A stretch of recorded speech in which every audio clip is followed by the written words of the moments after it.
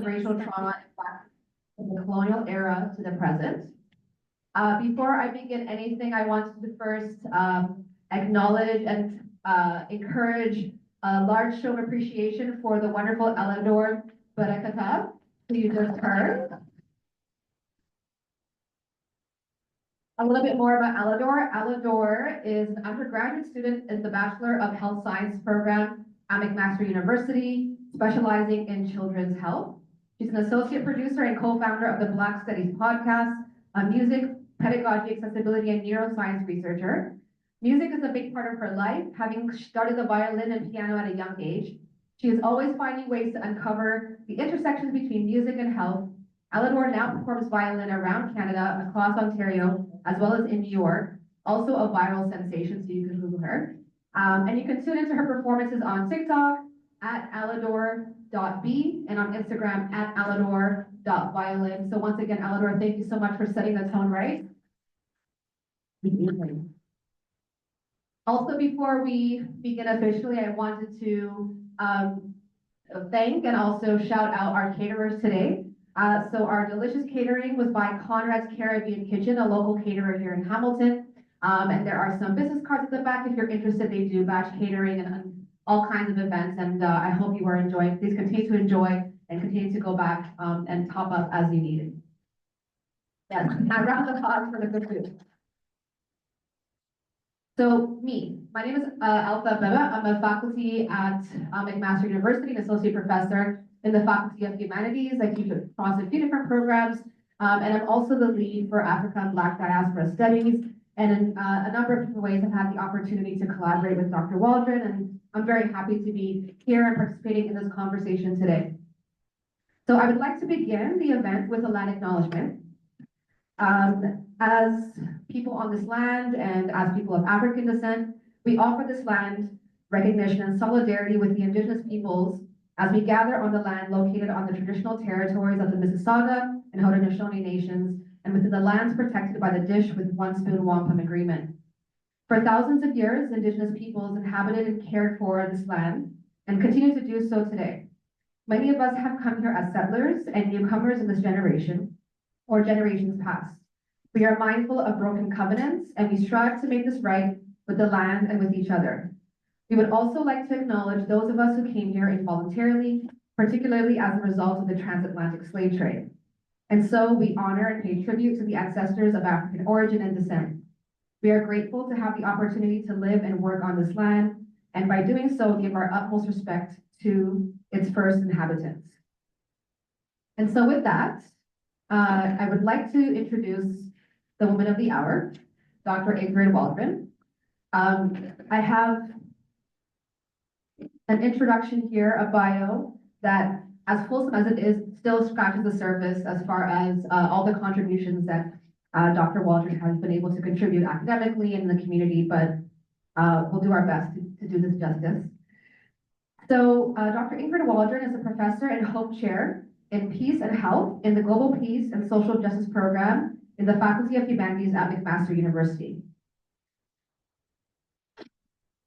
Her research focuses on the health and mental health impacts of racism and other forms of discrimination in Black and other racialized communities, including environmental and climate justice in Black, Indigenous, and other racialized communities, including mental health, dementia, cancer, COVID-19, as well as the health and mental health effects of environmental racism and climate change injustices. Ingrid is also the author of the book, There's Something in the Water, Environmental Racism in Indigenous and Black Communities, which was turned into a 2020 Netflix documentary of the same name and was co-produced by Waldron, actor Elliot Page, and Ian Daniel. She is the founder and director of the Environmental Noxiousness, I'm probably saying that wrong, Racial Inequities and Community Health Project, otherwise known as the Enrich Project, and helped develop the Federal Private Members Bill, a national strategy respecting environmental racism and environmental justice, Bill C-226. Bill C-226 was approved by Senate on June 13th, 2024, and given royal assent on June 20th, 2024, becoming the first environmental justice law in Canada. I'll pause here for applause. Yes. Incredible accomplishment. Dr. Waldron's book entitled From Enlightenment to Black Lives Matter, Tracing the Impacts of Racial Trauma in Black Communities from the Colonial Era to the Present, which we will hear about this evening, was published on November 25th, 2024. It traces experiences of racial trauma in Black communities in Canada, the US, and the UK from the colonial era to the present. Since the Age of Enlightenment, Black bodies have been sites of trauma.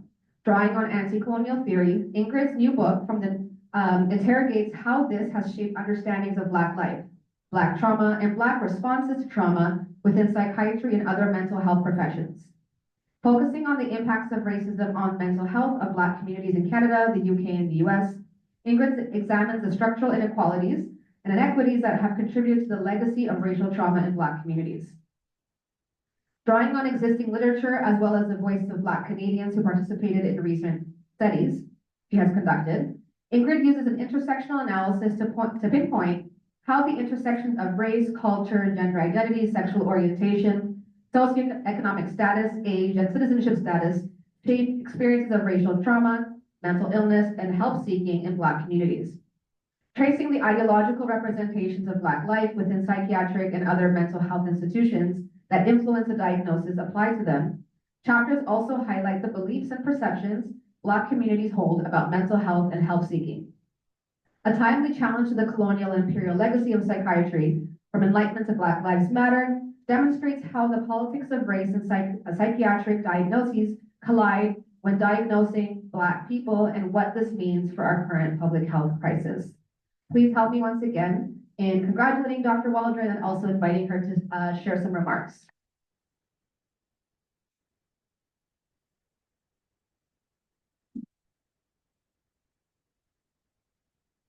Okay. Yes. You can hear me well? Yeah.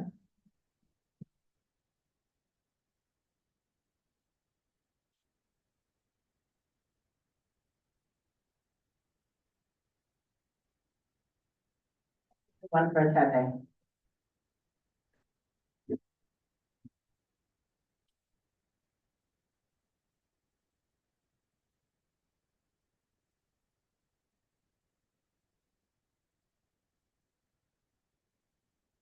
Next slide.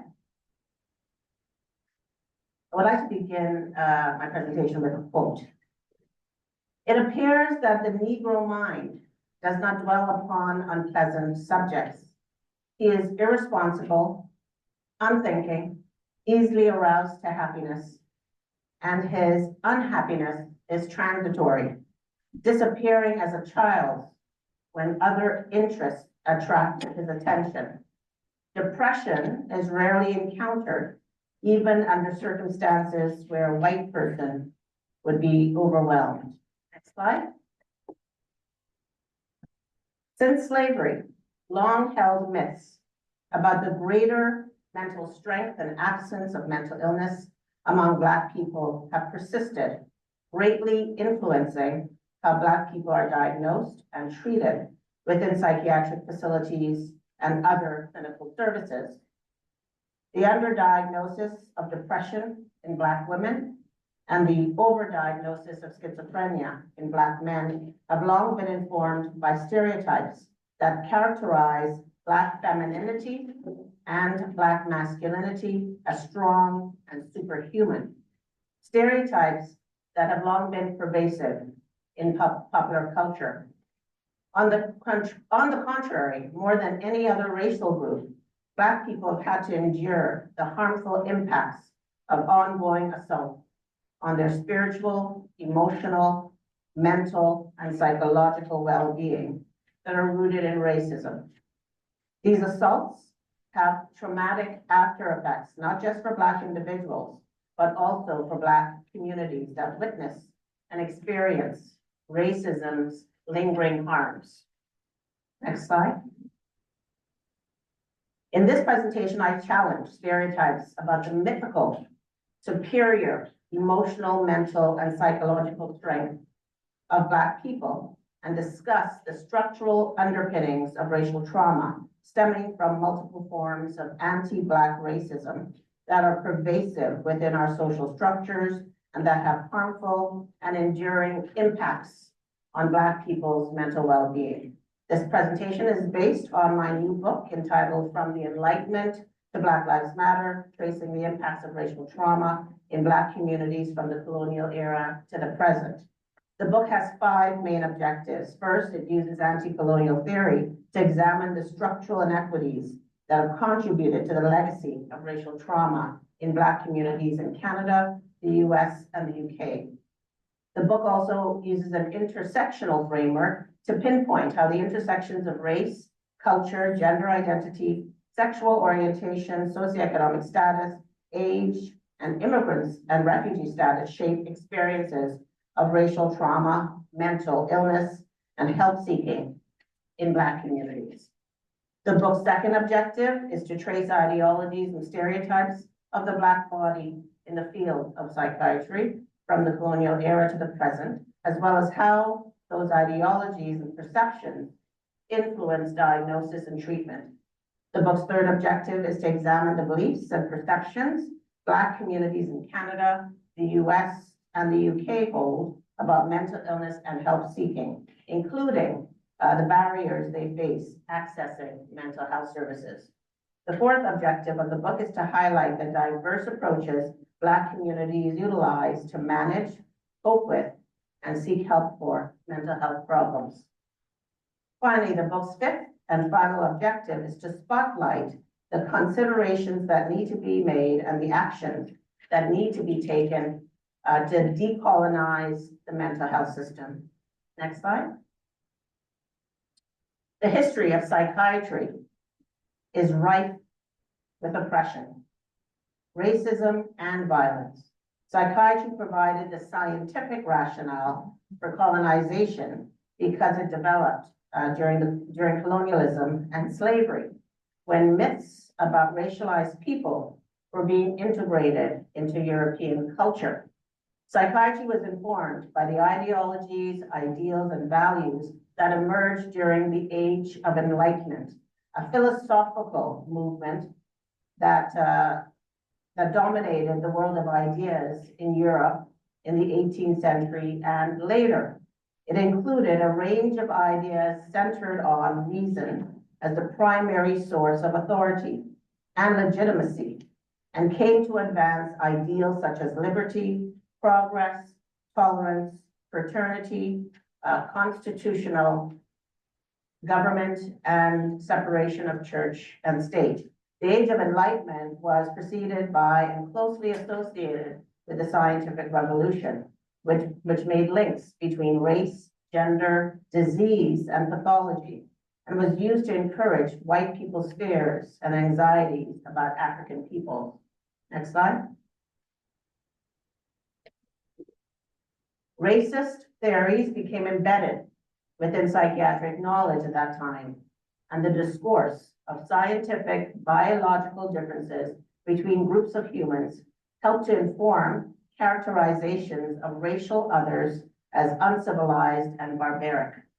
Psychiatrists concluded that insanity was rare among Africans, Native Americans, and non-Europeans because they were deemed to lack culture and were thus incapable of experiencing mental illness.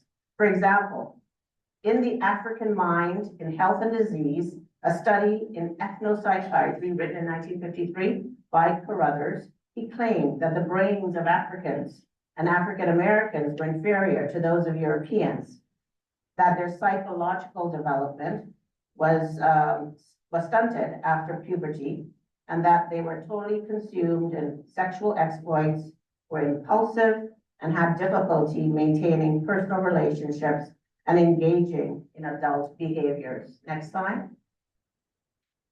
This noble savage theory attributed the relative absence of madness among Africans to the primitiveness of African society.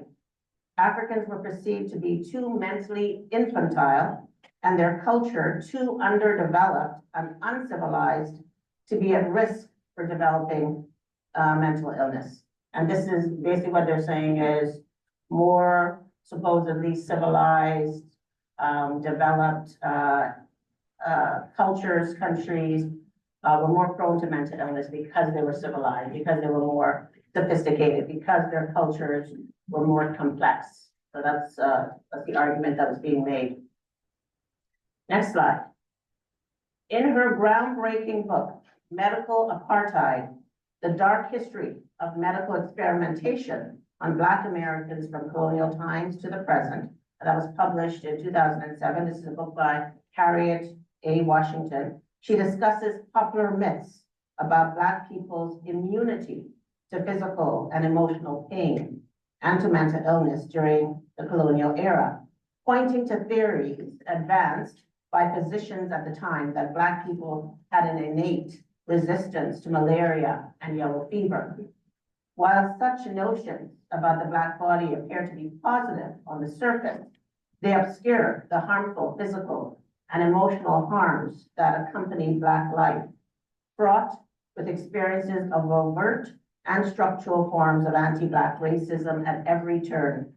These ideologies also dehumanize Black people, suggesting that they require less sensitivity, less empathy, less compassion, and less care, because they're seen as people who can take it because of their presumed mental and physical strength. So in other words, Black people, of course, are seen as mules of the world. You know, they're strong. And unfortunately, Black people internalize those stereotypes when they say, we're strong. Or Black women say, we're strong Black women. Right? Sounds really positive, but it also gives off this message to other people that we're so strong that we don't feel, right? These ideologies also undermine the extent to which racism is a significant determinant of health and mental health, like other determinants of health and mental health that have long been acknowledged, such as low income, low levels of education, and unemployment. Next slide. Several scholars describe the complex nature of racism, where one can distinguish between sudden or systemic assaults, intentional or unintentional assaults, and overt or ambiguous assaults, all of which can occur in everyday interactions between people, and we call that individual racism.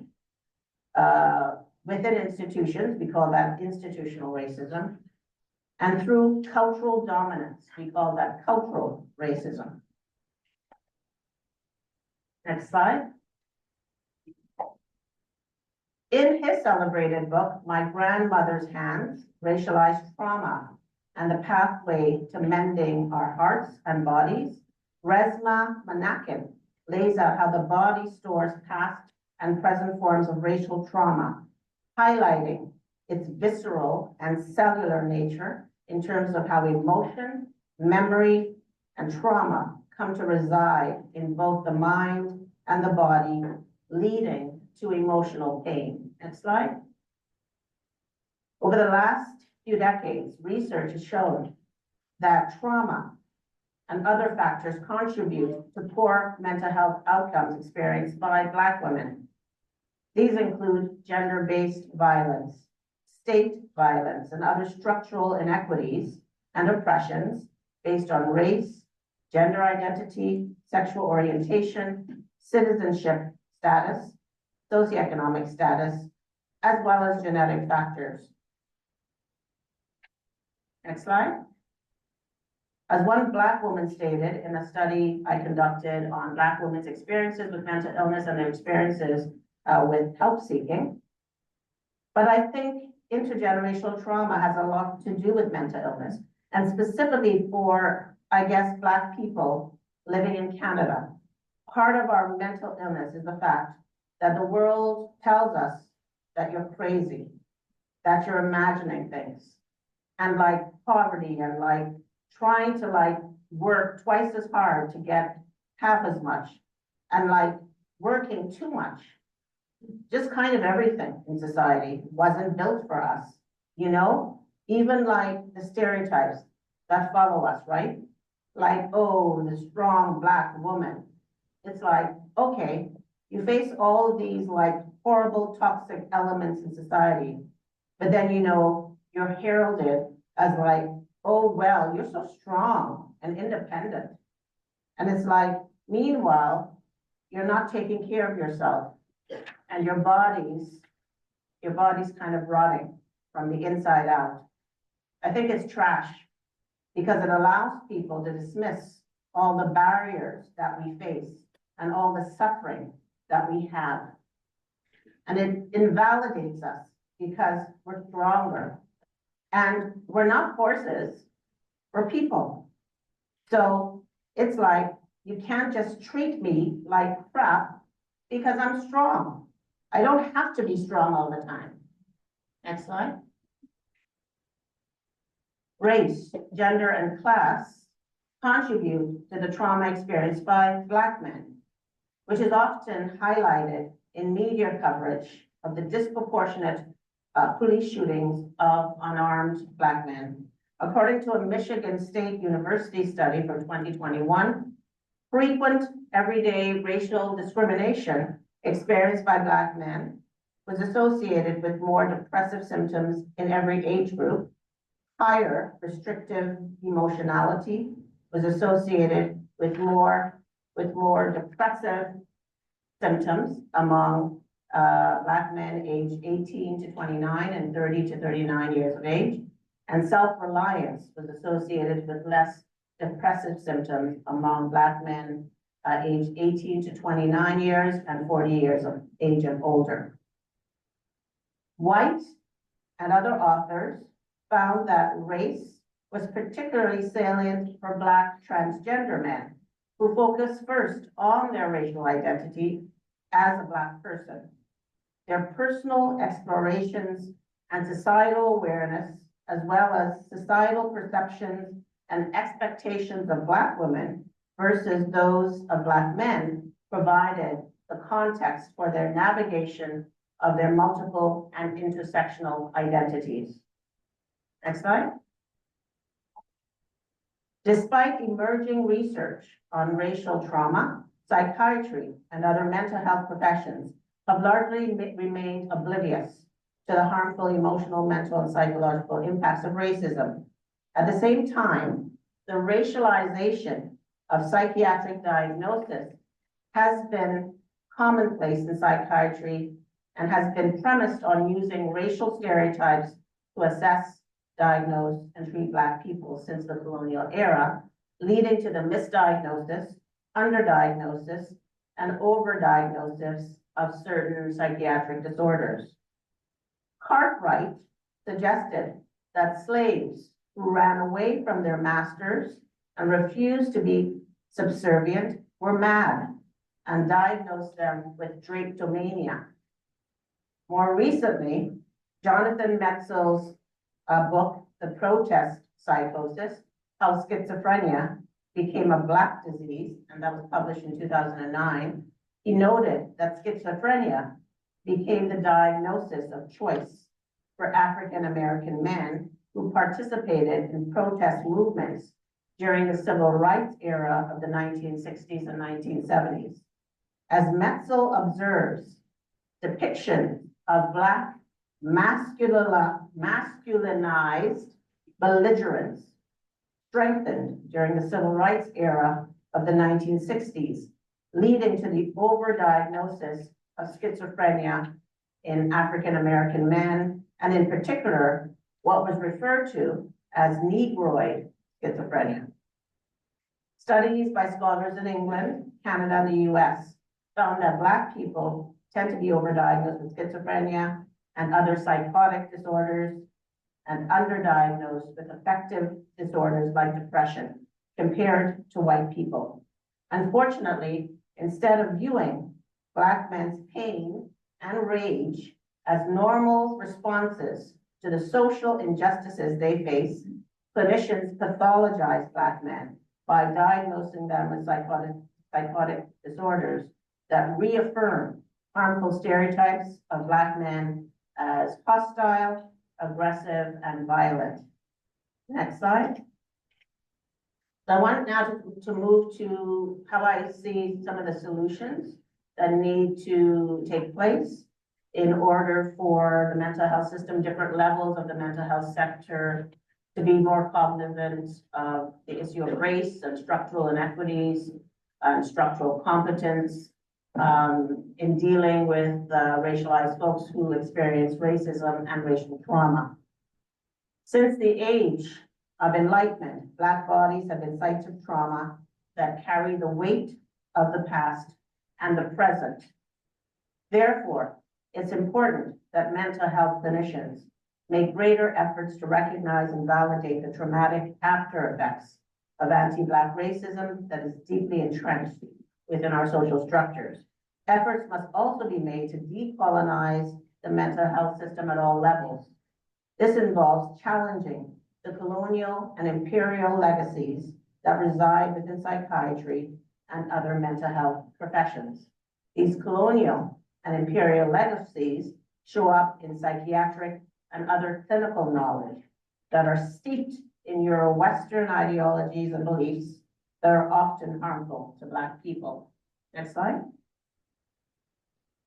In my book, I argue that the public health crisis of Black racial trauma resulting from Black pain and Black rage can begin to be addressed through a multi-level approach for validating racism as trauma and for decolonizing the spaces where structural anti-Black racism is embedded. These spaces include health education and training, research, clinical practice, mental health services, mental health policy, and the mental health system more broadly. Next slide. So I only have time to discuss a few of those. The list I had, there was about seven factors that I mentioned in terms of how to decolonize the mental health system, but I think I'm going to talk about 5. The first one is health education and training. For me, this is the root of everything. You know, it's about preparing students who will be future health and mental health professionals to work. And if we are not, first of all, discussing the social determinants of health, that's problematic. In medical schools and the health professions, they're still teaching students that genetics and biology play the biggest role in health outcomes, and it does not. You know, we've known for about 15 years, probably in Canada, that it's the structural determinants of health that play the biggest role. Genetics and biology play a much lesser role.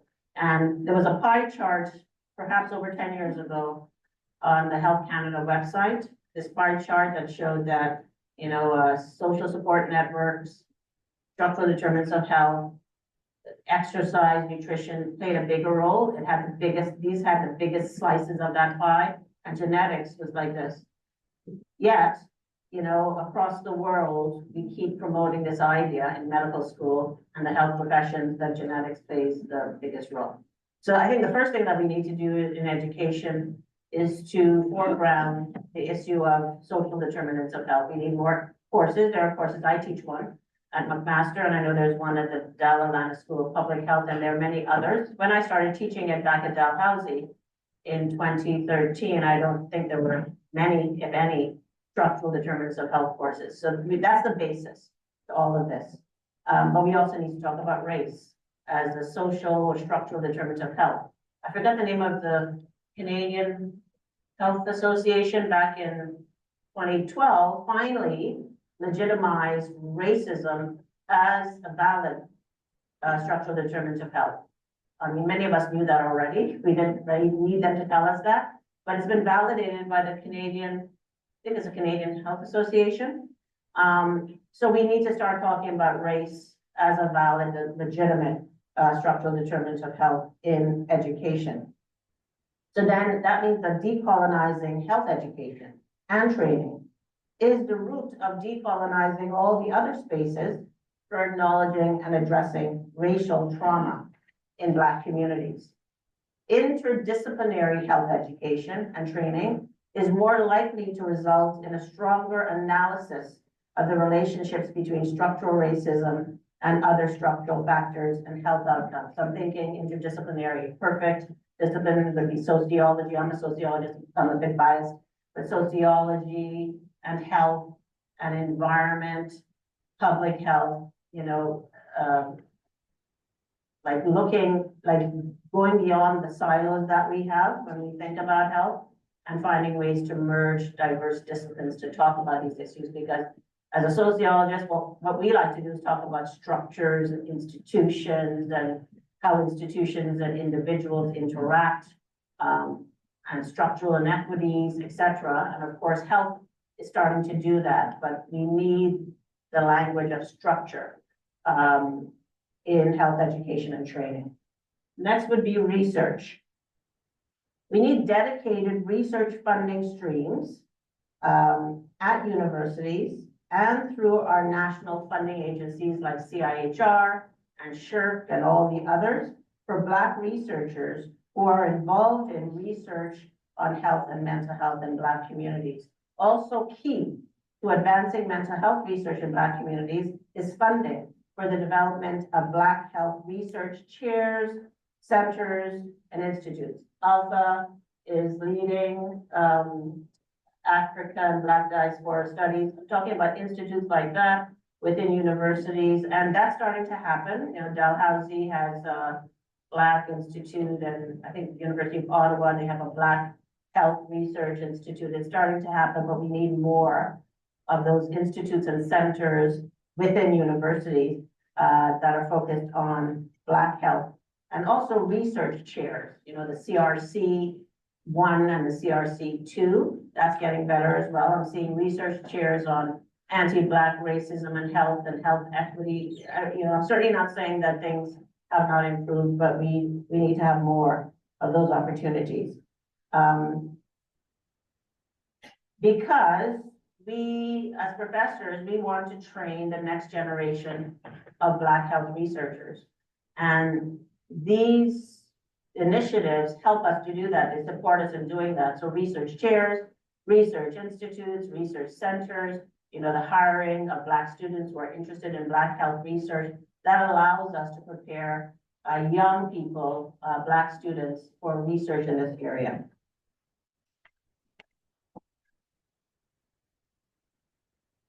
Clinical practice.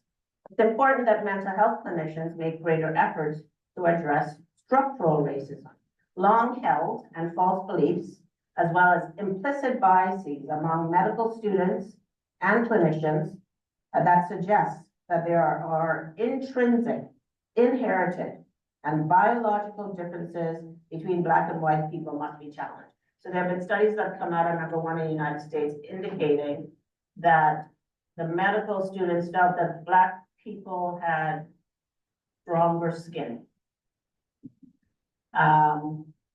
And I think it was the same study, or other studies have indicated that health professionals are less likely to provide Black people with medication. Right? There are tons of studies about that. This, once again, presumption that we're strong. That's poor care, you know, because they need medication, but they're not giving it to us because, once again, as I said earlier, we're given less empathy, less care, less sensitivity, less understanding because we're supposedly so strong. But apparently, physically, we're seen as strong because our skin is apparently stronger, which of course is another myth, right? So we need to train our students to understand that these are myths. So clinicians must also be able to provide trauma-informed care. So we're talking a lot about trauma-informed care right now, TIC. It is a strength-based approach that understands and responds to the impact of trauma on individuals and communities, and that emphasizes physical, psychological, emotional safety for both health professionals and their patients. Trauma-informed care for Black people must involve an understanding of how intergenerational racial trauma impacts mental health. So trauma-informed care is a good first step because it understands trauma in various forms, but making trauma-informed care specific to Black people is also very important. Black people are dealing with racism, so trauma-informed care should include racial trauma. It should include individuals, refugees who are coming to Canada from war-torn countries. It should include issues around political, religious persecution that many refugees are experiencing. So it needs to speak specifically to diverse Black communities. So it is a good start, but what's really missing, I think, right now for people who are engaged in trauma-informed care is rate that racial component so that they can provide appropriate counseling support to Black and other racialized people. Health workforce. Well, this is a big one. You know, one of the complaints that patients have, whether in health or mental health, is that I don't see myself in the health professionals that are treating me. Nobody looks like me. And it might sound racist if I say that people who are racialized would like to see people who look like them, who are from their culture, but it's not, because they understand that health professionals who come from their culture will understand the intricacies of their culture that other people take for granted.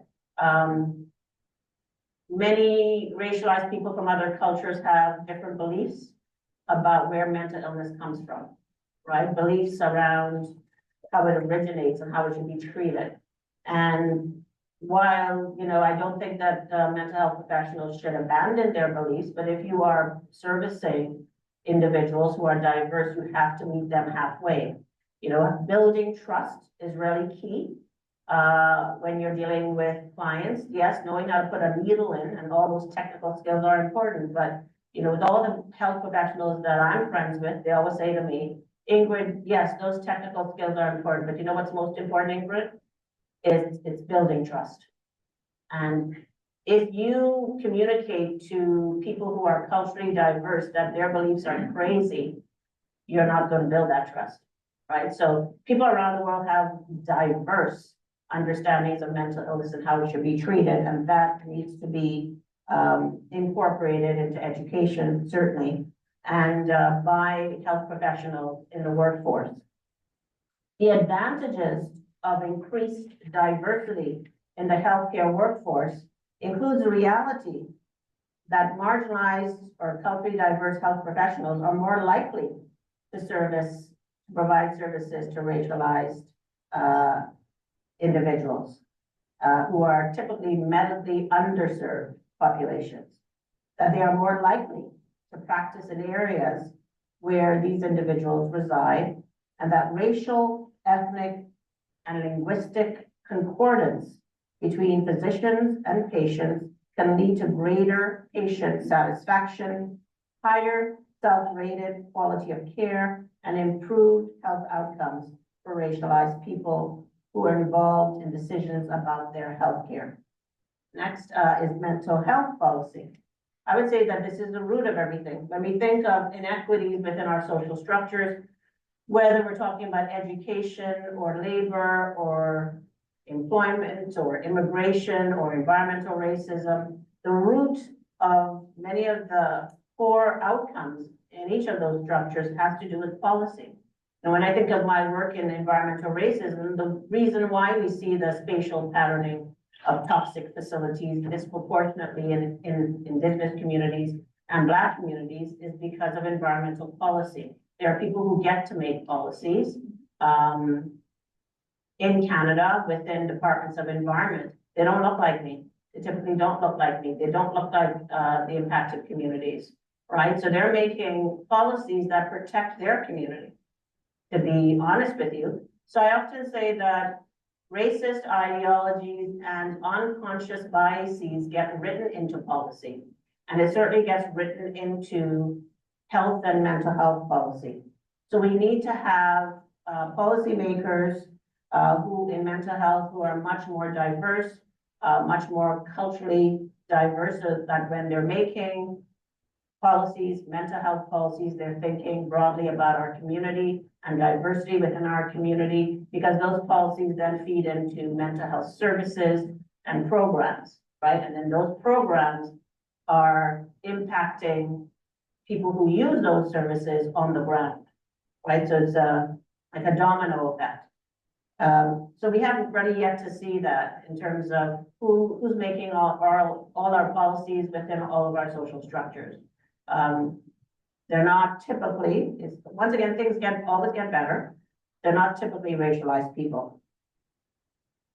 So this requires then the involvement of federal, provincial, and regional jurisdictions in the planning and evaluation of these policies to achieve responsive service development. Next slide. So I'm going to conclude. The legacy of anti-Black racism and its traumatizing after effects are issues psychiatry and the mental health system more broadly have yet to fully grasp or address. Addressing the public health crisis of Black pain and Black rage requires a multi-level approach that not only understands racism as an important structural determinant of health, but also acknowledges racism as trauma. As Metzel notes, understanding how the pathologies of social systems impact health and well-being requires that we examine the link between structural pathology and clinical pathology, rather than pursuing the pathologies presumed to be inherent to the Black body. Thank you very much for listening.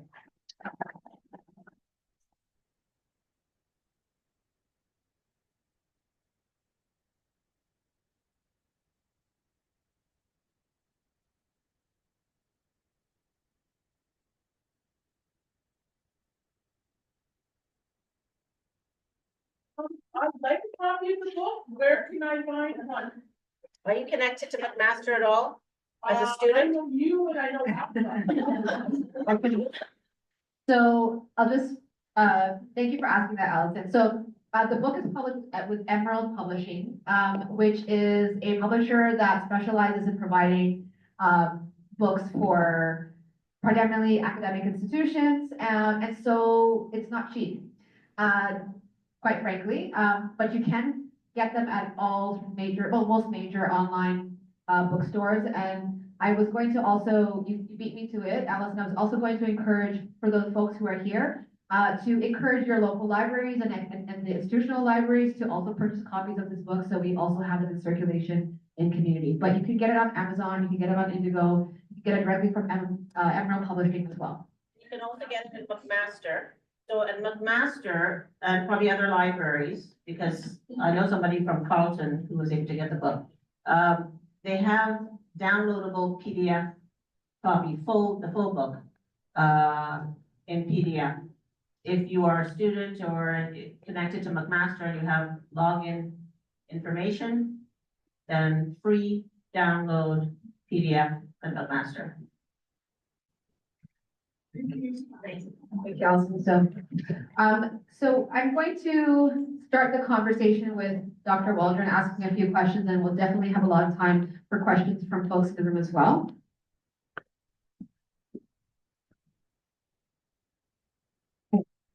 So first of all, thank you once again for, I think, what is really an offering for all of us, because as you mentioned, there's a lot that comes through in your book that is not a shock to most people in this room, but we do need these things documented, and we need them, analyzed in a really thoughtful way, in a substantive way. And so I really appreciate what this book represents, and I'm optimistic about what it will do now that it's out and live in the world. And so I want to start with the first question, which is that in an article published on McMaster's Brighter World website, you stated that this is the book you've always wanted to write. And so can you share with us why this is the book for you? Why was it so important for you?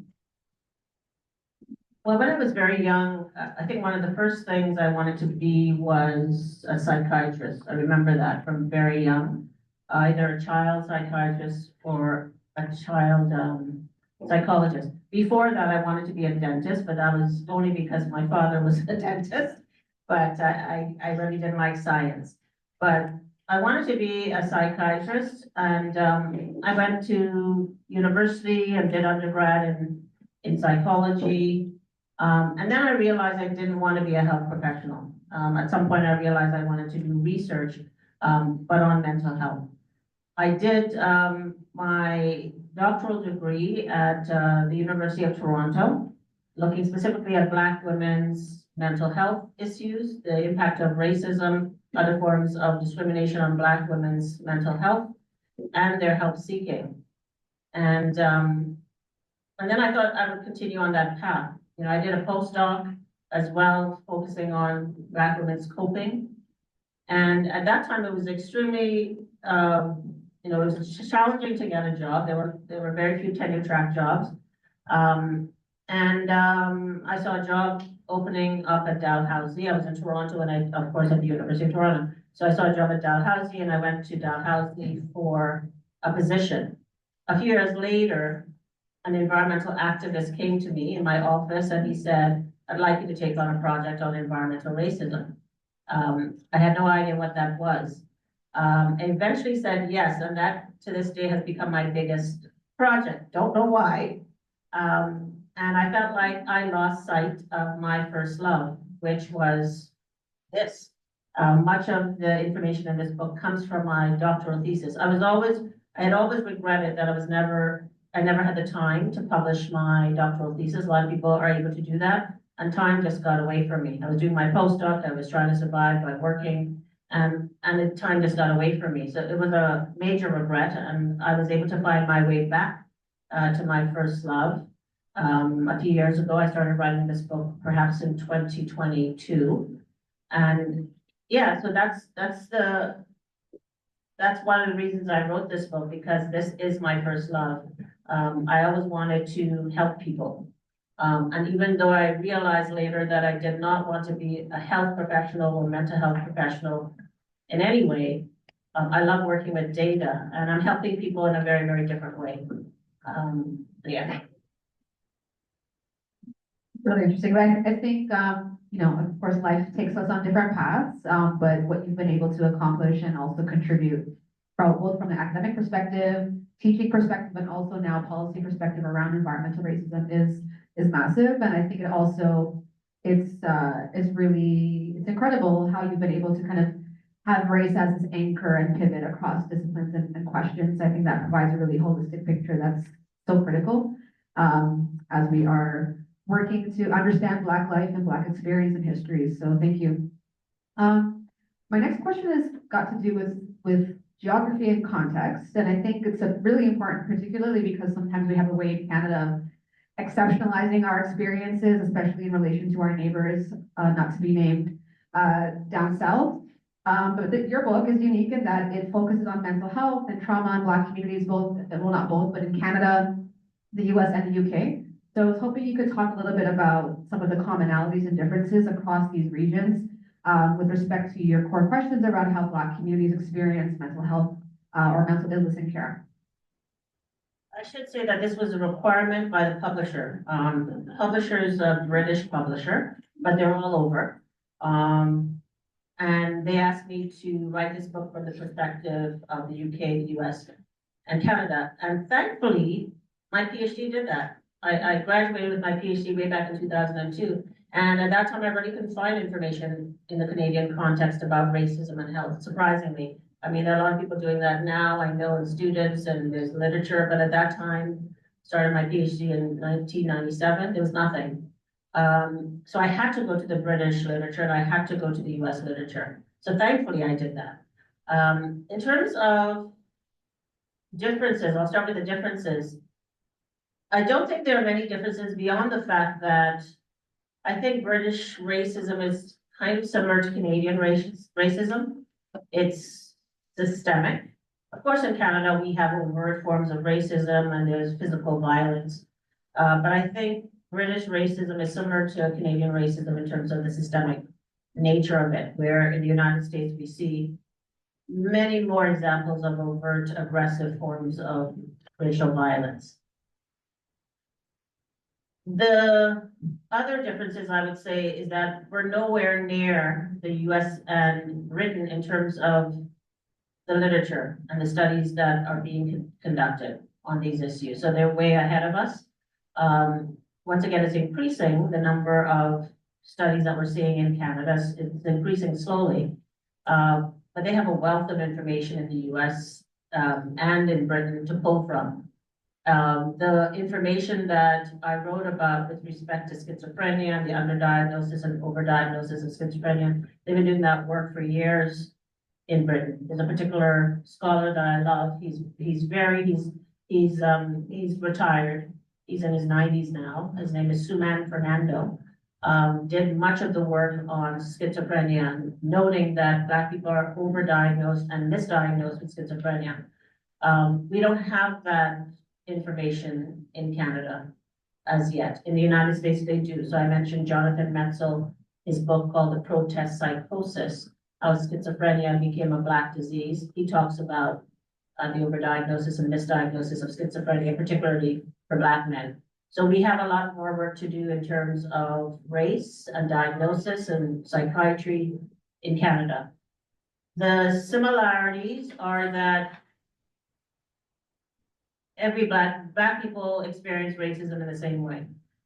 People in the US don't experience it any differently in terms of the emotional, psychic, spiritual impact of racism. It plays out in the same way for Black people. They share experiences. When I look at the American and British literature, what participants say about how racism impacts them is very similar to what is said in Canada. Once again, the only difference is perhaps is that in Canada, people talk more about systemic issues rather than overt and direct forms of racism. In the United States, perhaps there's more of that. We need to do more intersectional work, I would say, in Canada. So I try to do that in my book, looking at the intersections of race, culture, gender identity, sexual orientation, and culture and immigrant status. I think there's very little of that in all three regions in the US. That's started to happen. We're seeing more, for example, studies on transgender issues and mental illness. But we need more work, I would say, in probably in all regions to look at those intersections. So that's kind of some of my ideas of where I see the differences and the similarities across those regions. Thank you so much. And I think it's important to know that, as you were discussing the challenges you faced when you were doing your doctoral work, there's been a long drawn out battle to make race-based data collection in Canada something that is possible, is legal, and we've only really seen some, gains in the last few years around that. So hopefully, some of that work can happen in earnest. My next question is a little bit more theoretical, but something that connects to what you've been discussing. So one of the main themes in your book is this notion of psychiatric imperialism. And so how is psychiatry and psychiatric imperialism, how is psychiatry imperialism, and what are the implications of this imperialism for African-centered knowledge and African ways of knowing for healing and addressing racial trauma and mental illness for Black people? Can you kind of extend that concept and flesh it out a little bit more for us and help us understand the intersections? Well, psychiatry obviously is a branch of medicine, and Western medicine holds power around the world, right? So when we talk about imperialism, we're talking about power, control, and global dominance. So psychiatry has that. Psychiatry is Western.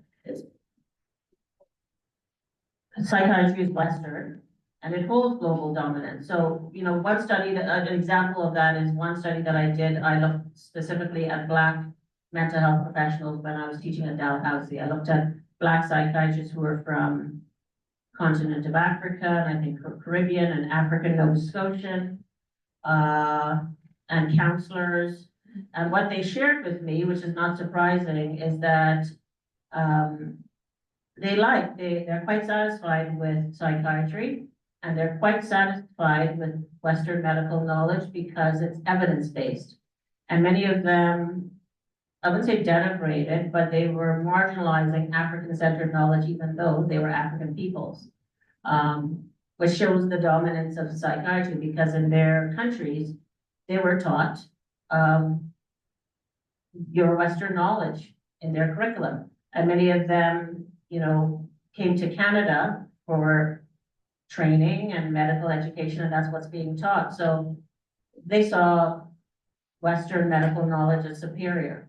So we would find, of course, if you go around the world, that health professionals and doctors have been trained in Western medicine, including psychiatry, and they come away to Canada and the US being trained with the same knowledge. So that shows the global dominance, of course, of medicine and psychiatry. However, what it does is it marginalizes and decenters African knowledges. African knowledges or ways of knowing of Black people should to me maybe not be central, but it should also be incorporated into education and our practices. And what that global dominance of psychiatry does, it marginalizes African-centered knowledges to the periphery. I wrote an article specifically on that, the peripheralization of African-centered knowledge. So I talk a little bit about traditional African knowledge in my book. Much of it is similar to indigenous knowledge. There's a belief in, first of all, in African knowledge, there's an idea that I am because we are. So there's this notion that we are all together, we are one. And we know in European culture, it's one man for himself, it's competition, it's about individualism. In African-centered views, it's about I am because we are. Similar to indigenous philosophy, African philosophy is about the connectedness, holism, the connectedness between the spirit, people, plants, animals, the environment. It's very similar to indigenous philosophies. So those ideas and traditions are part of African-centered knowledge, whether we're talking about African-centered knowledge in education, the curriculum, or health and mental health. And, you know, the marginalization of those knowledges for African peoples, for me, is problematic. However, I do see a movement now by Black people to harken back to those knowledges, to African-centered knowledge. You know, faith healers, the use of faith healers or spiritual healers, but there are also Black people, I would say, engaging more and more in alternative methods of care, mindfulness healing, sound baths, yoga, meditation, etc. I remember I had this boyfriend who, back in the day, who felt he was having struggles financially. And I didn't know anything about any of this when this happened. This was just, I was beginning to write my PhD thesis, and I talk about this in my PhD thesis. But he felt that he was having struggles, financial struggles, that he couldn't kind of get out of it. And my parents are from Trinidad, so, and he was from Tobago, but his parents lived in Trinidad. So we went to Trinidad in the deep country, in a rural environment, and basically he went to see a faith healer. Didn't know anything about it at the time, but he got into a bath with ointments all around him. I was in the waiting room, and he let this faith healer do his thing. And I was like, what's going on? I get it now, right? But I see a little bit more of that in Black communities in the States and in Canada and Britain, where they're kind of harkening back to traditional methods, and also engaging in methods today that are just much more popular, like mindfulness healing and yoga and meditation. So I think what I kind of argue in the book is that it's important to recenter African Indigenous traditional healing methods. It's going to take a long time for our medical system and our health system to center that, or to even engage with it. I know that, but we have options as Black people to do many things, to see our GP, to get counseling support, and to engage in African traditional knowledges at the same time. You know, many Black people use a mixed method approach, but I found that in my doctoral work and in my recent studies that they're using a mixed method approach, like many of us are doing from other cultures, a little bit of this and a little bit of that. And for some Black people, what they've said to me in the studies is they feel that maybe Western knowledge is not foolproof. So at least I have my African traditional knowledge in my back pocket. Okay, thank you so much. I'm going to ask one more question and then open up the floor. I have other questions if people are shy, but I'll give you a heads up so you can gather your thoughts if you have a question.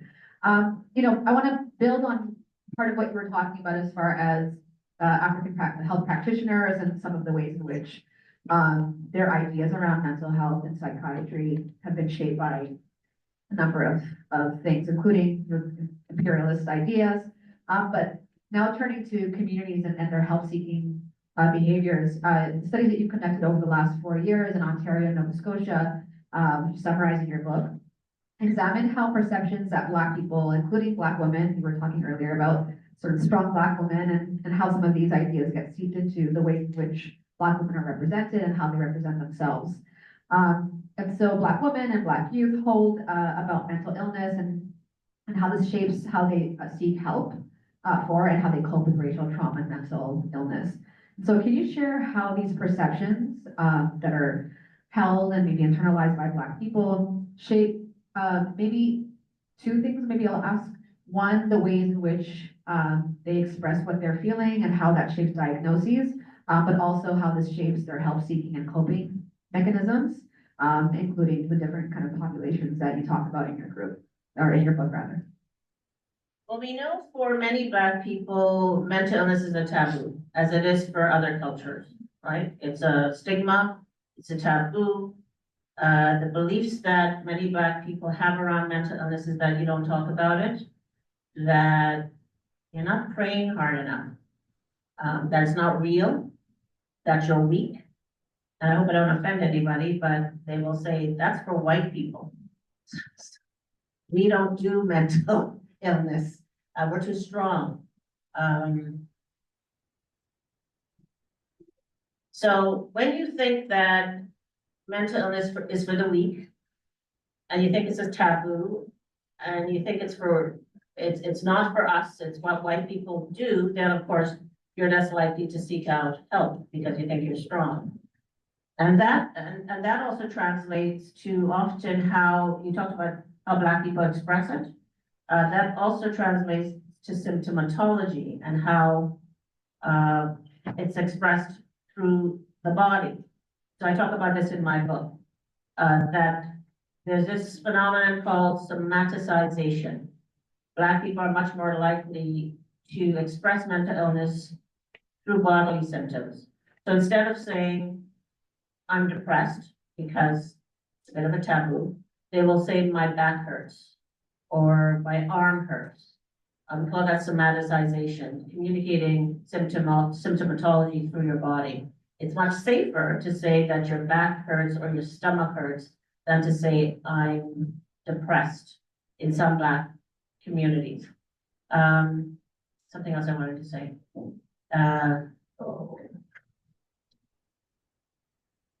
Something I wanted to say about that. Yeah, so it speaks to the taboo around mental illness in Black communities. In terms of actual help seeking, once again, it means that we're much more hesitant to seek help, or we don't seek help. What that then means is that when we are in a mental health crisis, we end up in emergency. We're more likely to end up in an emergency because we've never sought out support. So then it gets to this crisis stage, and we've seen this in coverage of police shootings of Black people in their homes, right? So a Black person has a mental health crisis. I'm thinking about Regis Porchinsky Paquette, what's her name? I have her name in the book, sorry. And other killings of Black people in their home. I'm even thinking about that man from Somalia, I think, in Ottawa at a cafe who was shot, was having a mental health crisis. So Black people often end up in a mental health crisis. A family member then calls the police for help. And then there's an interaction that happens, and often a Black person ends up dead. And that's a whole other issue in terms of police, but it shows that Black people often wait until it's a crisis and then they end up in emergency. So it's because they're hesitant to seek help. For Black people who believe, and there are Black people who believe that mental illness is a spiritual breakdown, that you are being punished by the gods, by the evil gods, by the evil spirits. And this is common in many African countries and in the Caribbean, because Caribbean people are descendants of Africa, and many of their beliefs are similar. So you are being punished because you have been malevolent in some way, you have did something in your family or in the community, and now it's time for punishment. And if you believe that, then you think that the only way to seek help is to visit a faith healer who can in some cases, beat the evil out of you. So I remember I was doing my PhD and I was reading an article about, is it Guinea-Bissau? A country in Africa, very rural, and they were literally beating a man who they said had mental illness with a pack of shrubs to beat the evil out of him. So in many Black and African cultures, there's this belief in spirituality that is being caused by evil spirits. And if it is, then prayer will rectify that, going to church and seeing underground faith healers. But once again, increasingly, what I'm finding is particularly young Black people, they're much more likely to seek help now by therapists. The amount of friends that I have who openly say to me, oh, my therapist. And I was like, Black people never used to do that. Like if you're seeing a therapist, you keep it silent, but it's almost like, seeing a therapist. And there's no, it's great, no shame when they say that. I can't tell you how many friends I have who are seeing a therapist and have talked about it. So what I find now is that young Black people, there's no shame in it. And that's because many of them, of course, grow up in Western society. They've grown up in Canada. We talk about seeing a therapist all the time. So those are the beliefs. And of course, in the book, what I say is, of course, your beliefs will shape how you seek help. I talked earlier about a mixed methods approach. Once again, a lot of Black people are very spiritual or religious, and we will always believe that prayer will help us cope. I always say, though, that prayer is consoling, but if you have bipolar disease or schizophrenia, I don't think prayer is going to help you, right? Because those are serious illnesses. So using a mixed method approach where they say, yeah, I'll see my therapist, I'll see a psychiatrist, maybe I'll take some medication, but I'm also going to see the faith healer and I'm going to go to church, is what Black people do and many other people are doing, right? So you're putting your foot in different methods to see what works. Thank you. And I think it's important to note that, you know, as you've been describing, you know, different contexts on the continent and in the Caribbean, that these can be sites that in cultural kind of context that that can be sites of a lot of stigma and maybe practices that are harmful, but also sites of healing and connection and community that are so critical as a balm for a lot of what we're talking about. And also, I think so much of what you're sharing is just pointing to how important and critical it is to be thinking about these issues from an interdisciplinary perspective and from a multi-sectoral perspective, right? Even from the examples that you were sharing, you can't talk about Black people's experiences in the health sector without understanding the relationship between the health sector and the criminal justice system and how that's operated on Black bodies and cultures and communities and how important it is to understand those contexts and understand what kind of culturally competent care we need to be, you know, thinking about. So I appreciate that sort of holistic perspective, and it's also what makes it so difficult to do this work because you've got to look at all the things. But you've done, I think, a really wonderful job in trying to pull some of those threads together. So we have time for questions. We have Dr. Hosea Patrick at the back with a handy mic, and so I see some hands, and we'll go from there. I will leave it to you, Hosea, to figure out the order.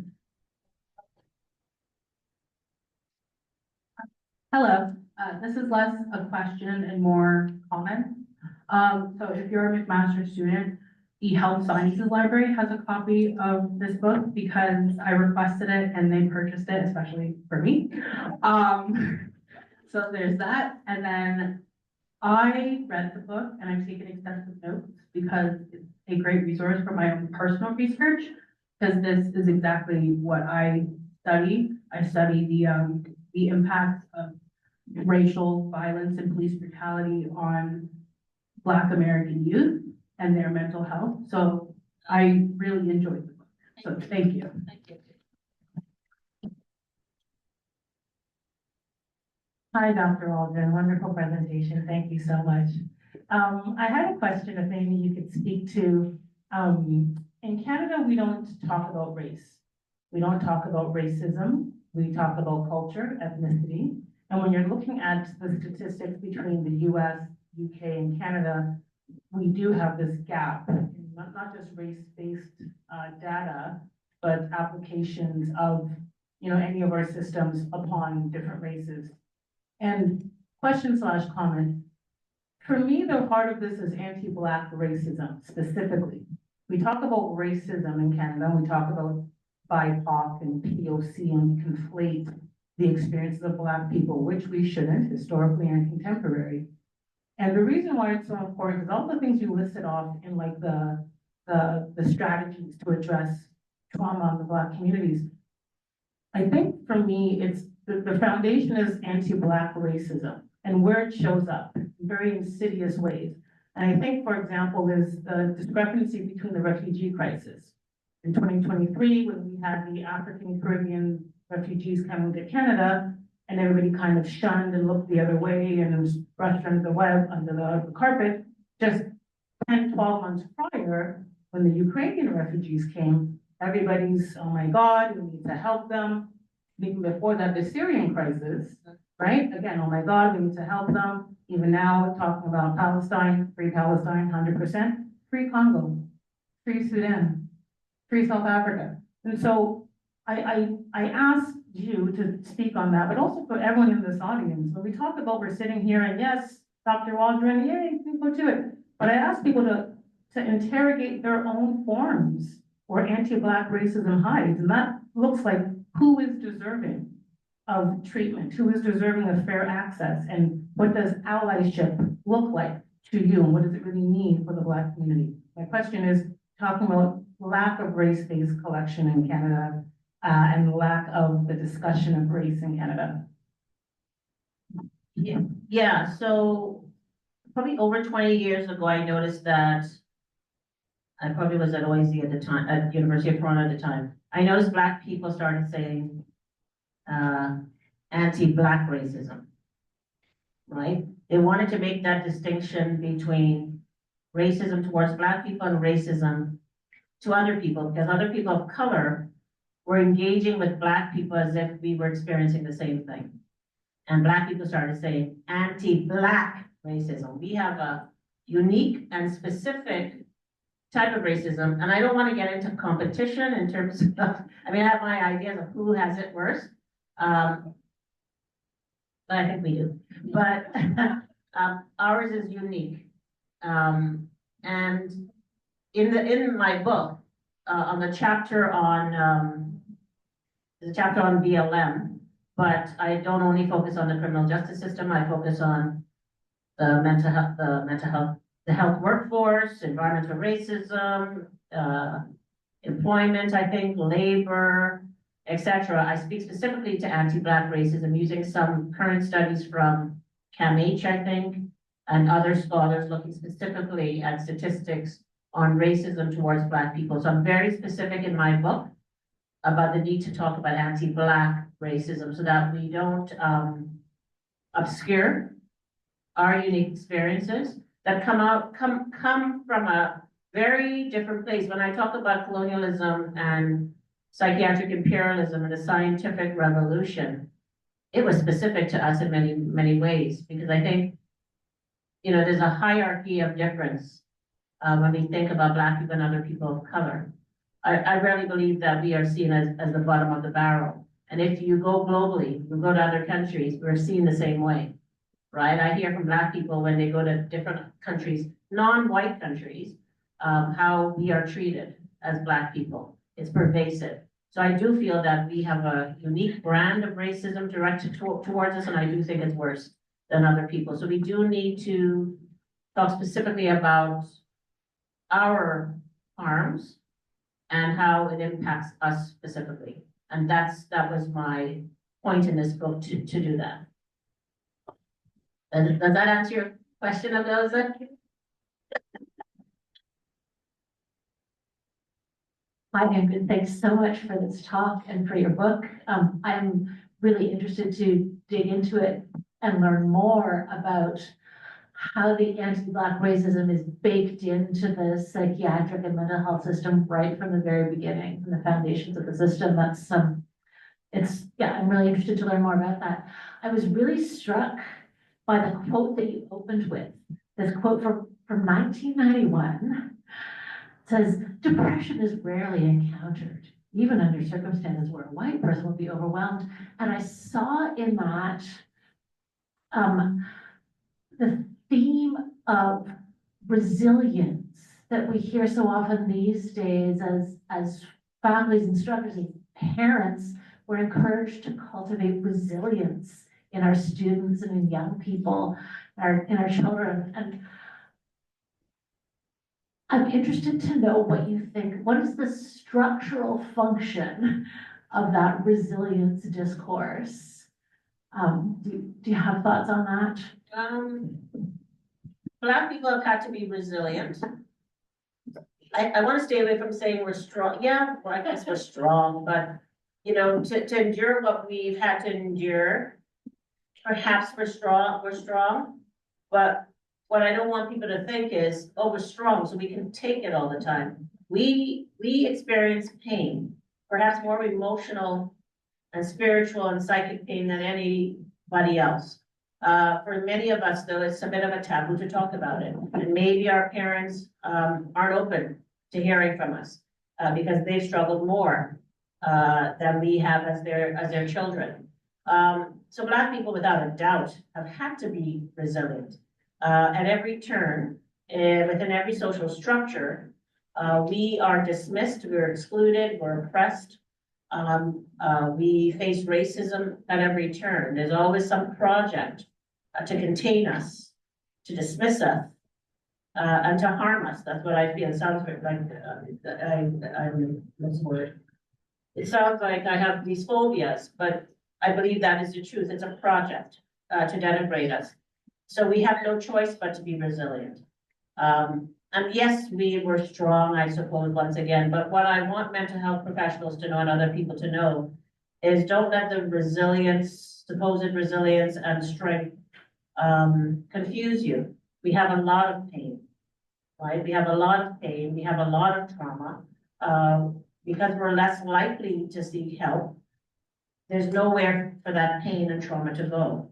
I would venture to say that Black men, you know, I've always had arguments with Black men in terms of, is it Black women or Black men who have it worse? I said, well, we have gender oppression and we have racism. And then I think, and I say to myself, well, Black women wouldn't experience the extent to what some of the things that Black men experience, although that's happened. You know, Black women have been killed by police and Black women are victims of aggression by police and other folks. That's happening increasingly, I'm seeing. Black men have a unique type of racism that I think is based on how they're viewed as dangerous and hostile, needing to be contained and needing to be controlled. And in many ways, the gender of Black women saves us. So the gender of Black men puts them in a different position where they're seen in much more negative light. They're seen as a competition as well.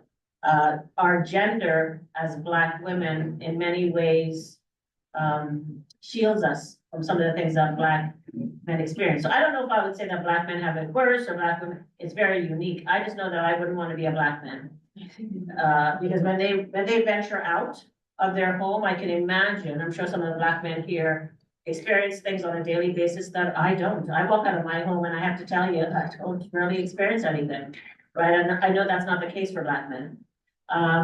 So we have so much pain and trauma as Black people. We have, and people will say, oh, you're a victim. Yeah, but that's psychic. You're a victim because it's part of our consciousness to feel that once again, we are going to be harmed. And that's trauma. Trauma is not only sadness, but trauma is Black people's experiences of themselves, the fact that we grow up in a Canadian or North American society that tells us that we are inferior. We learned that at a young age. I learned that on the school ground when I was a 4-year-old or 5-year-old. You learn that you're hated pretty quickly if you're born in Canada and you grew up here as I have. That stays with you. Of course, that's going to stay in our consciousness. So it's not that we're victims, but it's how we see the world. That's painful. Even how we treat each other. I think that's trauma. You know, I want to go beyond this idea of trauma as just pain and rage. Black people's sometimes hate of ourselves. That's learned. and internalize our hate of each other. And that we're not always there for each other because we're in competition with each other, which makes sense. That's trauma, right? Our relationships with other communities, our relationships with a broader community, but I would say for me, like our relationships with ourselves and our community is problematic, something that we have yet to really address. For me, that's the worst type of trauma, how we see ourselves, how we hate ourselves. Hi, Dr. Waldron, Crystal Kerr here. I really wanted to just thank you for writing this book. I could have used this book 25 years ago in school. When I did my PhD, when I wanted to publish it. Yes, and I'm appreciative of it, and I want to say why, because I could have used it last week. Sometimes I think that you need something to point to and pull from, especially as an academic, but also as an activist, right? You created something that people can pull quotes from and validate their work. Last week, I was in a meeting and I was talking about the importance of acknowledging slave labor and being the only Black woman in the room. I was pushed back a lot. And I asked some of my colleagues, I said, you know, am I perceiving this? I asked white colleagues, I said, did you find anything uncomfortable about that exchange? Yeah, I was giving microaggressions. It was like totally like, you know, like, it was like not fair to you, but no one said anything. I was asked to please go back and indemnify the work that I'm doing, support it with knowledge. I work in a library, so it's expected that people would do that. But I was sort of taken aback because I was like, I'm speaking to you as a Black woman. I don't have to write a thesis in order to explain to you why acknowledging slave labor is important. So I really appreciate that you've published this because as a writer and an activist and a diversity, equity, inclusion strategist, sorry, long title, it really gives me something that I can pull from, and I really do appreciate that I can cite. And I think your students, you know, people here who are in the academic are really going to appreciate that. So I would really encourage, and I'm going to make the library buy a couple copies, okay? I really do appreciate you putting out this work. I know how much work it must have taken from you, so thank you very much. Thank you very much. Before we head to the next question, I want to abuse my power for a second, and just add a little bit to the conversation around resilience that Catherine mentioned. I think it's also important to recognize, or to add to the conversation that the supposed resilience, we need to also kind of challenge that, right? We have a lot of examples that are finally beginning to kind of emerge as part of the conversation of, for example, and I'm no doctor, but I've been following very closely, for example, some of the advancements that are linking the sort of trauma and experience of Black people and links to autoimmune diseases, for example. We have incredibly high rates of maternal death among Black women because of the ways in which their concerns are not addressed and their pain is not recognized. And so even this idea that Black people are more resilient, part of that is, I think, important to recognize. Part of that is just obscuring the ways in which they have not, been able to survive the experiences of trauma that you've been, talking about as well. And so again, connecting back to the conversation around race-based data collection and how important it is to continue to be able to document and be able to, as Crystal said, pull from that record to acknowledge the ways in which we are, surprise, surprise, human. And our physiology, functions in much the same way. So thank you. Yeah, thank you, Dr. Waldron, for this work. Sometimes you don't have the language to describe your own experience, and you do that beautifully in your book. I found myself stopping sometimes and taking a deep breath because I read for the first time I experienced it in a book. Two questions. First, is there a corollary to your finding of over and under diagnosis of schizophrenia and or mental health disorders in terms of overprescription or underprescription of meds? Or did you find anything like that in your research? And second, I was struck by you take a strong focus on psychiatry, but I was just thinking about the irony of going to a clinician to get therapized and having racial trauma either denied, you being gaslighted about your own experience, and just what role or how you were thinking about the I know there's this distinction between psychiatry and clinical psychology, but it struck me that the etymology or the genealogy of racism you found in psychiatry is very much in clinical psychology as well. Oh, yes. And so when you go to a clinician and they just whitewash your experience into culture, how does one manage that? And what, I guess the question in that diatribe is just that, what are the parallels or the differences that you've seen in this literature related to psychiatry, given what you read about clinical psychology and the clinical work? Complex question. Okay, so the first one was about medication. Yeah. So it didn't, I didn't talk a lot about it in this book. I encountered this when I was doing my doctoral work. Just a few things quickly. I'm not an expert in this area, but the literature indicates that the pathways to care for Black people is fraught with aggression and violence. So one example I gave earlier was, a Black person has a mental health crisis at home. Mother might call the police for help, for the Black person in crisis ends up dead. But if that person actually gets to a psychiatric facility, many of the studies, particularly the great studies in the UK, they do a great job on this. They talk about the pathway to care for Black people is often fraught with aggression and violence and control.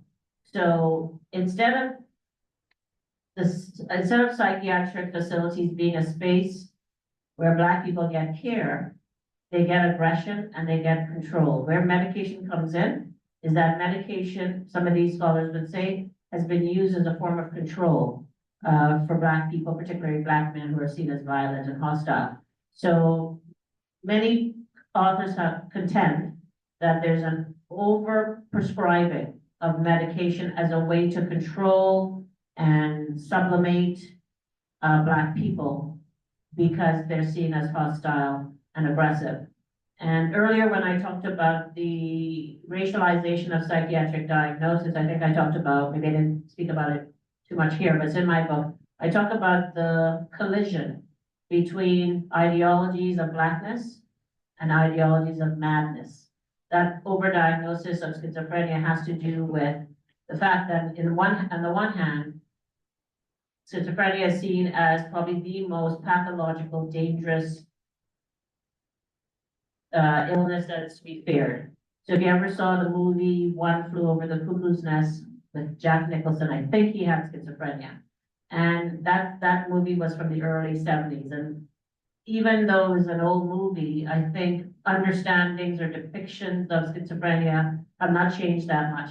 Person with schizophrenia is to be feared, they're pathological, and they're violent. Although I think many scholars would say, or medical professionals will say they're actually the opposite.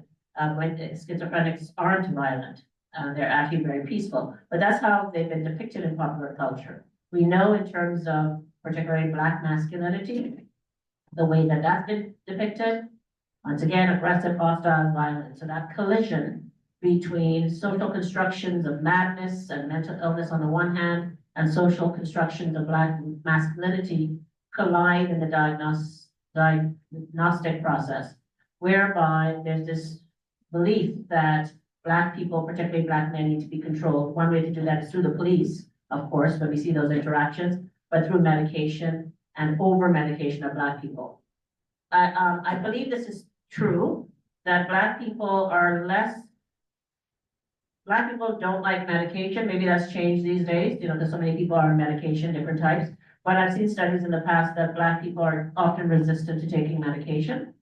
I also encountered a study that said that we need to really be careful when we diagnose medication because the ways in which different racial groups metabolize medication is very different. So if you are creating medication based on scientific studies on white people, that medication may not work in the same way for a Black person. Like that makes a lot of sense to me. I just haven't seen a lot of studies on that, but I remember seeing quite a few maybe 15 years ago, right? So the ways in which Black people and maybe other people metabolize that medication could lead to the medication not being effective. So I hope that answers that question. The other one was about clinical psychology. As somebody who did an undergrad in psychology, I remember I did my undergrad in psychology at McGill. And at that time, I was really excited about being a psychologist. And then the interest died. And now I know, I didn't know why it did at that time. But when I finished my degree, I said to my mother, I'm never going back to school. That's it. I'm never going back to university. If you expect me to do my master's degree and my PhD, I'm not doing it. And that's because I lost interest in school, because I lost interest in the way that psychology was being taught at McGill. I was happy to be at McGill. It was a great university, but it was done in a very Western way. But at that age, I didn't know what it was. I was about 21 and I didn't understand, why am I not liking this? Besides the fact that there were 400 students in every class and psychology classes are big. And then later on, I realized that even though I don't like the word culture, it was missing cultural psychology. I was taking things like abnormal psychology and cognitive psychology, and there was no race and culture in it. So I lost interest, but I didn't know why, and now I know why. So I think psychology, clinical psychology and psychiatry are very similar. I think everything that I'm saying, you can apply to psychology. The reason I chose psychiatry is because I talked earlier about psychiatric imperialism. Psychiatry has more weight in a way, more global dominance. It's much more respected, and social work and psychology are kind of often seen as offshoots in a way in other mental health professions. So I wanted to look at that dominant imperial discipline and profession of psychiatry because it holds so much weight around the world and it has the most power.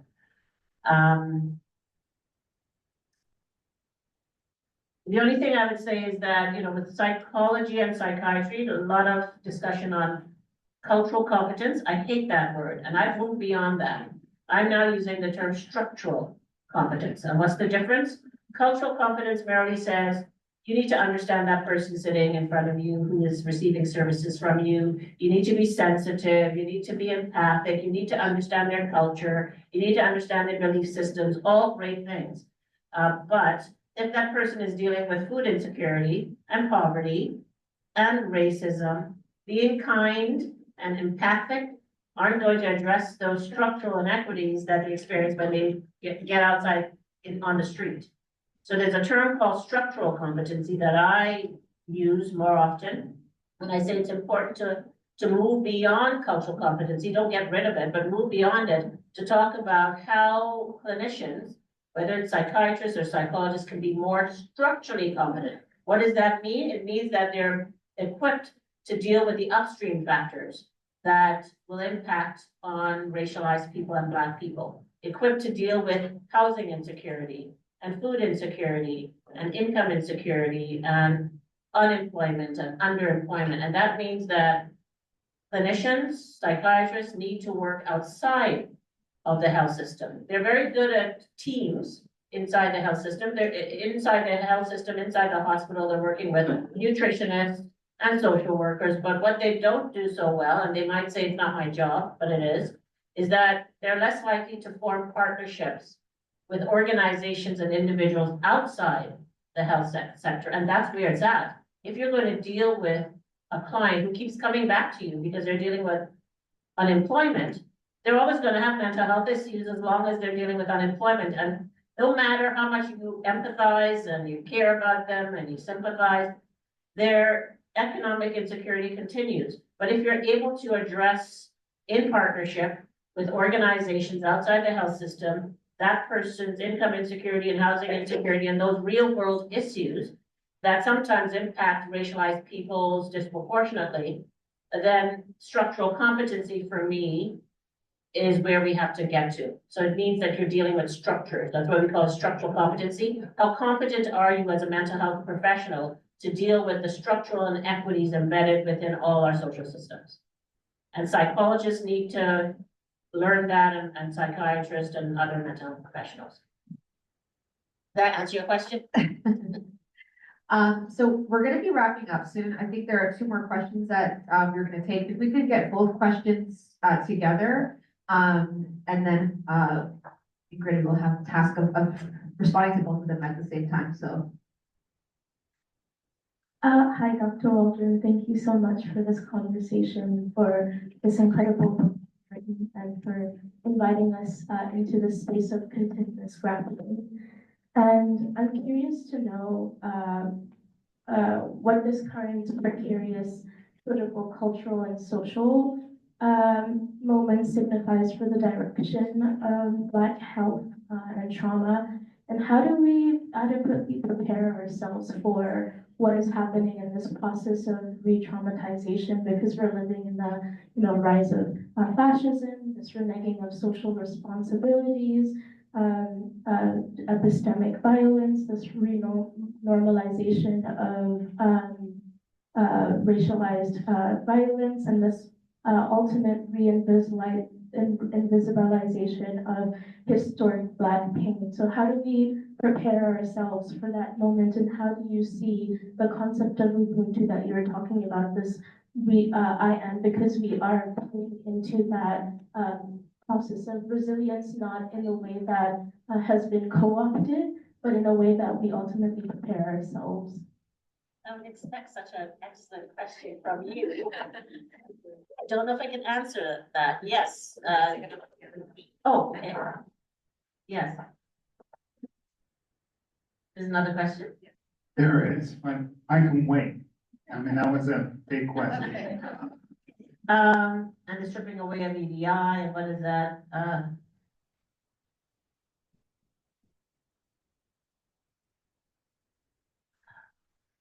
I don't know. But one of the things I say in the book, and I don't want to let the health system off the hook, is that we need, as Black people, to continue on the path of creating our own initiatives and taking care of ourselves rather than depending on white people to take care of us. However, the health system is for all of us. So I hate to say that at the same time, because it's a responsibility for them to do everything that I've said, to integrate our experiences into the health system broadly. But Black people we do create our own initiatives. I'm thinking specifically about when I was in Nova Scotia. So in 2020, I did a study on Black women's experiences with mental illness and help seeking.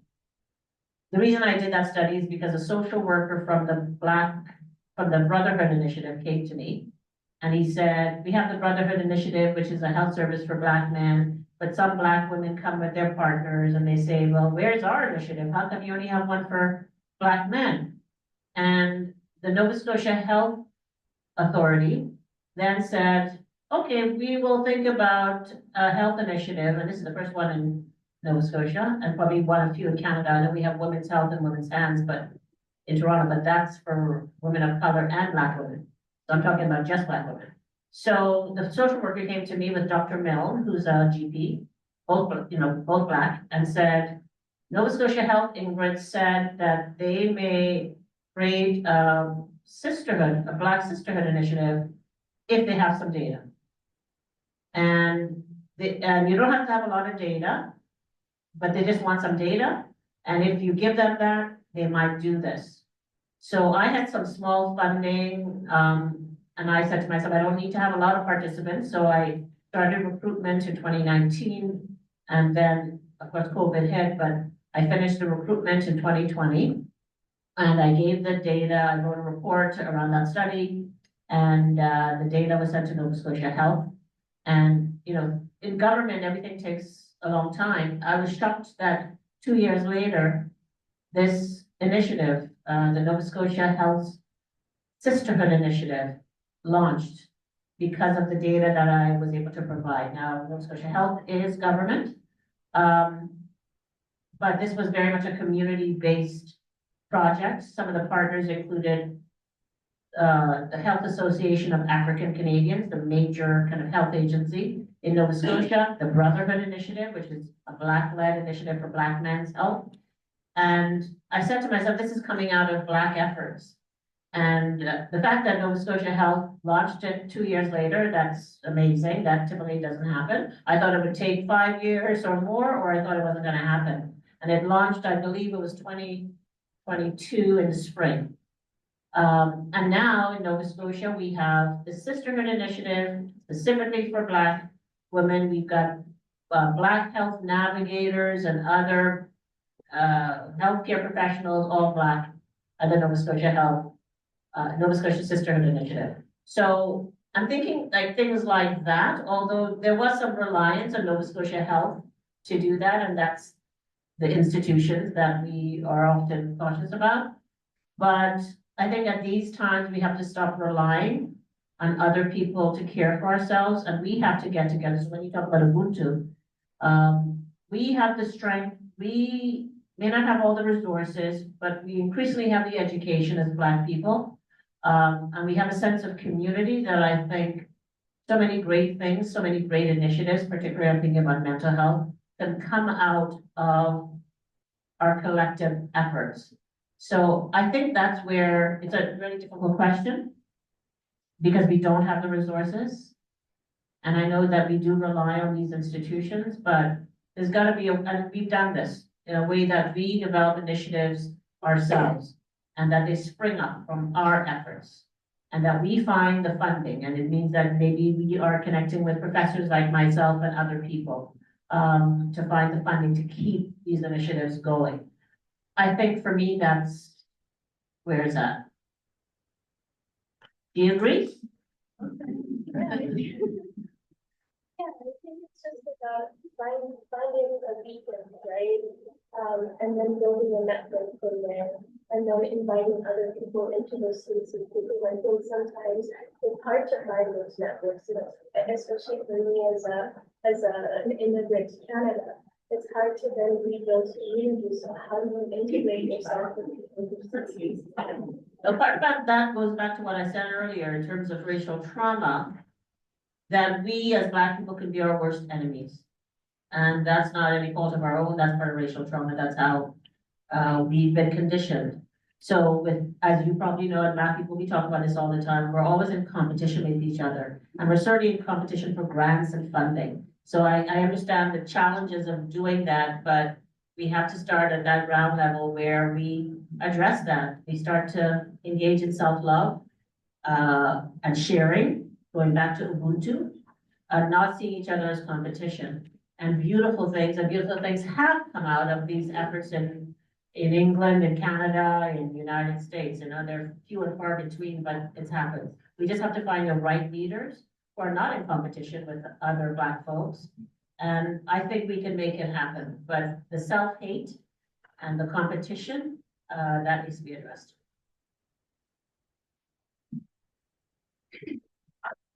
There's another question? I'll try my hardest to be brief. Love the title.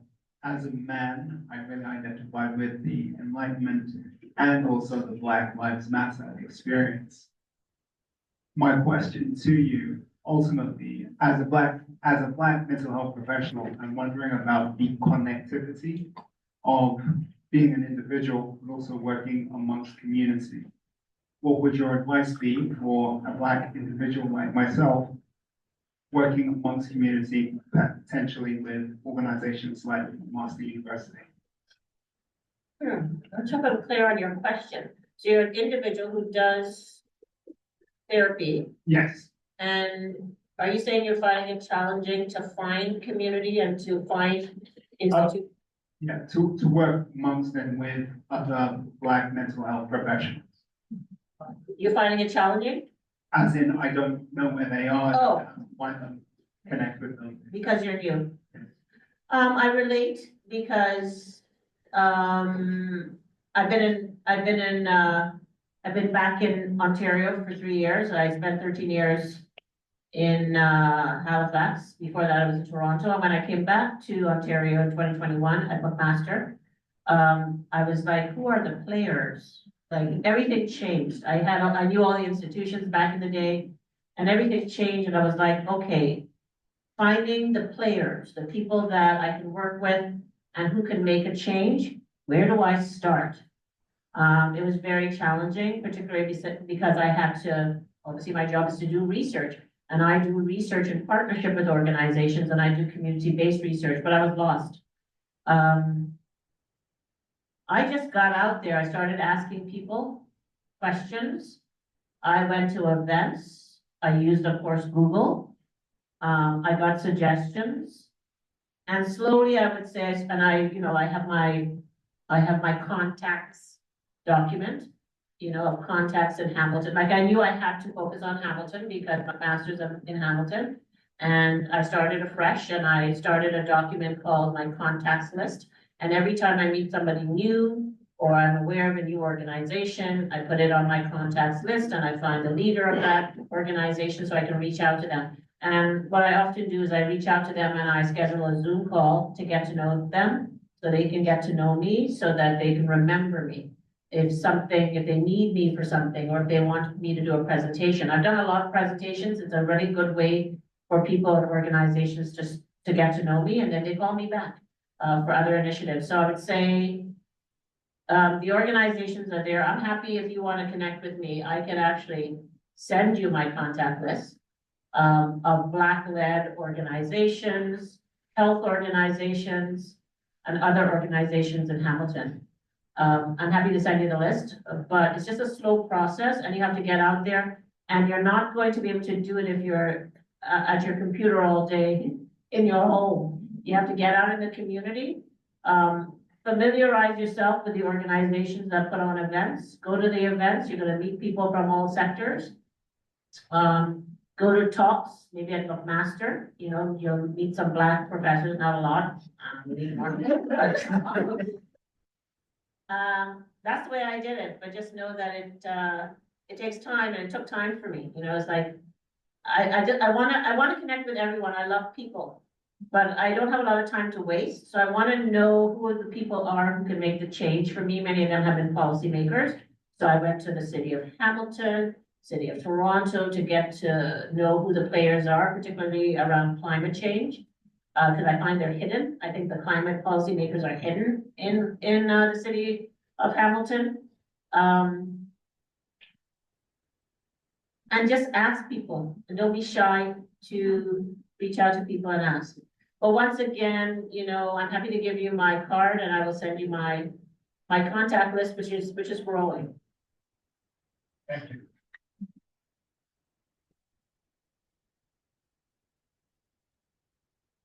I think those last two questions are a really wonderful place to wrap this up. In particular, just thinking about, I think it's important to acknowledge the sort of elephant in the room. But there's so many elephants, but yes. Well, the political climate, right? The political climate and the pulling back and all of the things that sometimes do feel like we're regression, right? But I think historically, when you take a long-term look at those dark moments in history, because they always come. They've also been, to your point, like beautiful times to build community and to sort of build fortresses and to establish networks, to find allies, and to do that, to continue the work, And so I think that's an important message to end on, that this is sort of part of, not a moment that erases all the progress that's been made over the last few years, but a time to really institutionalize, strengthen, look inward, and build community in really concrete ways, like sharing contact lists and building institutes and all of the things. So, sorry, you can't. I have an approach which might seem naive and stupid when people ask me about challenges and Ingrid, look what's happening and what can we do? I have blinders on. I'm not distracted by those challenges and the rollbacks. And I know people will say, well, you have to be because this is the context we're in. For me, those are distractions. I have my path. There are things that I am doing. I will continue to do them despite all the things that Lulama just mentioned. And it may sound naive, but it is an approach. It's not something that's a necessarily practiced approach. It's just the way I think. Yeah, there are all these distractions, horrible things happening, challenging. I'm on my path. I'm not, I'm worried about it, but I continue on my path. So if you're distracted by these issues and it halts you in your track, then we're definitely not going to progress. So I would say to you that it's important to consider all these issues that you mentioned. Don't let it stop you. Yeah. Okay, that was actually a better place to end it. Once again, please help me in thanking the brilliant Dr. Ingrid Waldron. Thanks, Alpha. I mean, what a wonderful, that's why I told her, what a wonderful job. Do we still have food left? Okay, so please keep eating. We have the room for another half an hour, so feel free to come and continue the conversation with Ingrid and each other. Thank you so much for coming.